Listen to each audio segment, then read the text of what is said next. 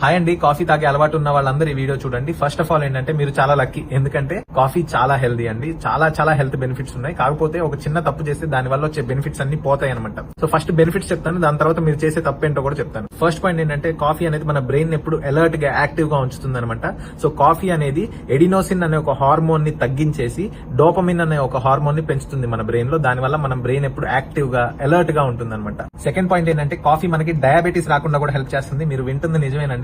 కాఫీలో chlorogenic acid అనే ఒక కెమికల్ ఉంటుందన్నమాట. అది ఏంటంటే ఇన్సులిన్ సెన్సిటివిటీని పెంచి షుగర్ కంట్రోల్లో ఉండేటట్టుగా చేస్తుంది అనమాట. సో జిఎల్పి అనే ఒక హార్మోన్ ఉంటుంది, దాన్ని కూడా ఈ క్లోరోజెనిక్ యాసిడ్ అనేది పెంచుతుంది. చాలా బెనిఫిషియల్ అండి.